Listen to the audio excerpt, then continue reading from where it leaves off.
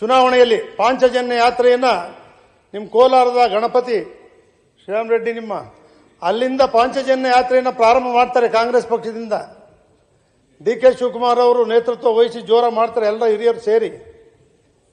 ಅಧಿಕಾರಕ್ಕೆ ಬಂದ ಮೇಲೆ ಸಿದ್ದರಾಮಯ್ಯನವರು ಚಾಮುಂಡೇಶ್ವರಿನಲ್ಲಿ, ನಾನು ಹುಣಸೂರಿನಲ್ಲಿ ನಾವು ಸೋಲ್ತೇವೆ. ಎಸ್.ಎಂ. ಕೃಷ್ಣ ಅವರು ಫೋನ್ ಮಾಡಿ ಹೇಳ್ತಾರೆ ನನಗೆ, ನೀವು ಟಿವಿನೇ ನೋಡ್ತಾ ಇದ್ದೆ, ನೀವು ಗೆಲ್ತೀರಿ ಅನ್ಕೊಂಡಿದ್ದೆ, ನೀವು ಸೋತ್ರಿ ಅಂತೇಳಿ ಹೇಳ್ತಾ ಇದ್ರು. ಅದಾದ್ಮೇಲೆ ನಾವು ಒಂದು ದಿವಸ ಬನ್ನಿ ಅಂತ ಹೇಳಿದ್ರು. ಗೌರವ ಸಮರ್ಪಣೆ ಮಾಡಕ್ಕೆ ಹೋದಾಗ ಅವ್ರು ಒಂದೇ ಒಂದು ದಿನ ಅತ್ಯಂತ ಪ್ರೀತಿ ವಿಶ್ವಾಸದಿಂದ ಇದ್ದಂಥವ್ರು ಒಂದೇ ಒಂದು ದಿನನೂ ಕೂಡ ಸಂದೇಶ್ ನಾಗರಾಜು ನಾವು ಹೋದವ್ರು ಕಾಂಗ್ರೆಸ್ಗೆ ಅಲ್ಲೇ ಸೇರ್ಬಿಟ್ರು. ನಾನು ಸೇರಿ ಕಾಂಗ್ರೆಸ್ ಬನ್ನಿ ಅಂತ ಅಷ್ಟು ವಿಶ್ವಾಸ ಸ್ನೇಹ ಎಲ್ಲ ಇದ್ರು ಕೂಡ ಪ್ರೀತಿ, ಒಂದು ದಿವಸನೂ ಕೂಡ ನಮ್ಮ ಪಕ್ಷಕ್ಕೆ ಬಂದ್ಬಿಡಿ ಅಂತ ಇಲ್ಲ, ನೀವು ಇರಬೇಕಲ್ಲೇ, ಆ ಗಟ್ಟಿಯಾಗಿ ಆ ಭಾಗದಲ್ಲಿ ಬೆಳಿಬೇಕು ಅಂತಕ್ಕಂಥ ವಿಚಾರವನ್ನ ಎಸ್.ಎಂ. ಕೃಷ್ಣ ಅವರು ಯಾವಾಗಲೂ ಕೂಡ ನಮ್ಗೆ ಹೇಳೋರು. ಅದೇ ರೀತಿ ನಮ್ಮ ಮೈಸೂರಿನ ಭಾಗದಲ್ಲಿ ಪತ್ರಕರ್ತರಿಗೆ ಒಂದು ಲೇಔಟ್ ಅಲ್ಲಿ ಪ್ರತ್ಯೇಕವಾಗಿ ಪತ್ರಕರ್ತರಿಗೆ ಒಂದು ನಿವೇಶನ ಕೂಡ ವಿತರಣೆ ಮಾಡ್ತಕ್ಕಂಥದ್ದನ್ನು ಕೂಡ ಮಾಡಿದ್ರು. ಎಲ್ಲರೂ ಕೂಡ ಮಾತಾಡಿದ್ದಾರೆ. ಸ್ತ್ರೀ ಶಕ್ತಿ ಸಂಘಟನೆ ಇರ್ಬೋದು, ಯಶಸ್ವಿನಿ ಇರ್ಬೋದು, ಮಧ್ಯಾಹ್ನ ಬಿಸಿ ಊಟದಿರ್ಬೋದು, ಬೆಂಗಳೂರು ಐಟಿ ಸಿಟಿ ಮಾಡ್ತಕ್ಕಂಥದ್ದು ಇರ್ಬೋದು, ಏರ್ಪೋರ್ಟ್ ಎಲ್ಲ ವಿಚಾರಗಳನ್ನ ಎಲ್ಲರೂ ಕೂಡ ಮಾತಾಡಿದ್ದಾರೆ. ನಾನು ಹೆಚ್ಚು ಪ್ರಸ್ತಾಪ ಮಾಡ್ಲಿಕ್ಕೆ ಹೋಗೋದಿಲ್ಲ. ಆದರೆ ಅವರ ಗುಣಗಳು ಯಾವತ್ತೂ ಕೂಡ ಏಕವಚನದ ಪದವನ್ನ ಯಾರಿಗೂ ಕೂಡ ಬಳಸ್ತಂತವ್ರಲ್ಲ, ಬಹುವಚನದಿಂದ ಮಾತಾಡ್ತಾ ಇದ್ರು, ಬಹಳ ಪ್ರೀತಿಯಿಂದ ಕಾಣ್ತಾ ಇದ್ರು. ದ್ವೇಷ ಯಾರ ಮೇಲೂ ಮಾಡಲಿಲ್ಲ. ಇವತ್ತು ದ್ವೇಷ ಮಾಡದೇ ಇರ್ತಕ್ಕಂಥ ರಾಜಕಾರಣಿಗಳು ವಿರಳ. ಆದ್ರೆ ಅವರು ಅವ್ರನ್ನ ಮೇಲೆ ನಿಂತು ಗೆದ್ದಿದ್ರು ಕೂಡ ಅವ್ರ ಮೇಲೂ ಕೂಡ ಸೋಲಿಸಬೇಕು ಅಂತೇಳಿ ದ್ವೇಷ ರಾಜಕಾರಣ ಮಾಡಲಿಲ್ಲ. ಆದ್ರೆ ನಮ್ಮಲ್ಲಿ ಕೆಲವರು ಇದ್ದಾರೆ, ಸೋಲಿಸಲೇಬೇಕು, ಗೆಲ್ಲೋದಕ್ಕಿಂತ ಅವ್ನು ಸೋಲಿಸಬೇಕು ಅಂತಕ್ಕಂಥವ್ರೆ ಇದ್ದಾರೆ.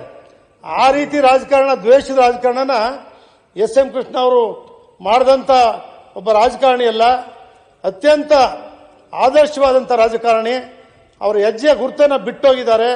ಯುವಕರಿಗೆ, ಮಹಿಳೆಯರಿಗೆ, ಪ್ರತಿಯೊಬ್ಬರು ಕೂಡ ಅಪಾರವಾದಂಥ ಒಂದು ಗೌರವವನ್ನ ಕೊಟ್ಟಂತವರು. ಒಂದ್ಸಾರಿ ಡಿ.ಸಿ. ತಮ್ಮಣ್ಣವ್ರನ್ನ ಅವ್ರ ಮನೆಗೆ ಹೋದ್ವಿ. ನಮ್ಮ ಮೈಸೂರು ಭಾಗದಿಂದ ಕಾರ್ಯಕರ್ತರೆಲ್ಲ ಬಂದಿದ್ರು. ಇವ್ರಿಗೆಲ್ಲ ಸೈಟ್ ಕೊಟ್ಟ ಶಂಕರಲಿಂಗೇಗೌಡರು ಎಂದ್ರು ಬೆಂಗಳೂರಿನಲ್ಲಿ. ಕೊಟ್ಟರು ಸರ್ ಅಂತ ಹೇಳಿದ್ರು. ಎಲ್ಲಾರ್ಗೂ ಸೈಟ್ ಕೊಟ್ಟವ್ರೆ ಬೆಂಗಳೂರಿನಲ್ಲಿ. BDS ಸೈಟಿನ ಅಲ್ಲೊಬ್ರು ಕಮಿಷನ್ ಇದ್ರು, ಬಹಳ ಜೋರಾಗಿದ್ರು. ಬೆಂಗಳೂರಿನ ಭಾರಿ ಅಭಿವೃದ್ಧಿ ಪಡಿಸ್ತಂತವ್ರು. ಅವ್ರ ಹೆಸರೇನು ಜ್ಞಾಪಕ ಇಲ್ಲ ನನಗೆ. ಜೈಕರ್ ಜಯರಾಮ್ ಅವರು ಶಂಕರಲಿಂಗೇಗೌಡ ಸೆಕ್ರೆಟರಿ ಇದ್ರು.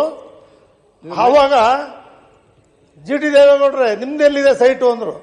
ಇಲ್ಲ ಸರ್, ನನ್ಗೆ ಯಾವ ಸೈಟು ಇಲ್ಲ ಅಂದೆ. ಅವ್ರನ್ನಲ್ಲೇ ಹೇಳಿದ್ರು, ಇವತ್ತೇ ಬರ್ಕೊಂಬಂದು ನಾಳೆ ಜಿ.ಟಿ. ದೇವೇಗೌಡರಿಗೆ ಮೊದಲು ಸೈಟ್ ಇಶ್ಯೂ ಮಾಡ್ರಿ ಅಂತೇಳಿ ನಮಗೊಂದು ಸದಾಶಿವನಗರದ ಸೈಟು ಕೂಡ ಅಲ್ಲ, ಇದರಲ್ಲಿ ಸೈಟು ಕೂಡ ಕೊಡಿಸಿದ್ರು ಬೆಂಗಳೂರು ನಗರದಲ್ಲಿ. ಆ ರೀತಿಯಾದಂಥ ನಮ್ಗೆಲ್ಲರೂ ಕೂಡ ಅತ್ಯಂತ ಪ್ರೀತಿ ಅಭಿಮಾನ ಇರ್ತಕ್ಕಂಥ ಎಸ್.ಎಂ. ಕೃಷ್ಣ ಅವರನ್ನ ಬೆಳಿಗ್ಗೆ ಫ್ಲೈಟಲ್ಲಿ ಬರಬೇಕಾದ್ರೆ ಅವ್ರ ವಿಚಾರ ಮಾತಾಡ್ಕೊಂಡು ಬರ್ತಾ ಇದ್ದೆ ನಮ್ಮ ಫ್ರೆಂಡ್ ಜೊತೆ. ಏನಪ್ಪಾ ಅಂದ್ರೆ ಎಸ್.ಎಂ. ಕೃಷ್ಣ ಅವರು ಇಷ್ಟು ಸೇವೆ ಸಲ್ಲಿಸಿದ್ದಾರೆ, ಸಾಯೋ ಸಂದರ್ಭದಲ್ಲಿ ಈ ಸ್ಥಿತಿ ಆಗಬಾರ್ದಾಗಿತ್ತು, ನಾವು ಚೆನ್ನಾಗಿರುವಾಗಲೇ ದೇವ್ರು ಕರ್ಕೊಂಡ್ಬಿಡ್ಬೇಕು ಅಂತೇಳಿ ಮಾತಾಡ್ಕೊಂಡು ಬರ್ತಾ ಇದ್ವಿ. ಫ್ಲೈಟ್ ಇಳಿದೆ, ಅಲ್ಲಿ ಇದ್ದವರೊಬ್ರು ಹೇಳಿದ್ರು ಎಸ್.ಎಂ. ಕೃಷ್ಣ ಅವರು ತೀರ್ಕೊಂಡ್ಬಿಟ್ರು ಅಂತೇಳಿ ಸುದ್ದಿ ಬಂತು ಅಂತೇಳಿ. ಕೊನೆ ಕ್ಷಣದಲ್ಲಿ ನೀವು ಮಾತಾಡೋದು ದೇವರಿಗೆ ಕೇಳಿರ್ಬೇಕಾದ್ರೆ ಅಧ್ಯಕ್ಷರೇ, ನೀವು ಮಾತಾಡಿರೋದು ಫ್ಲೈಟ್ ಅಲ್ಲಿ ದೇವರಿಗೆ ಕೇಳಿರ್ಬೇಕು.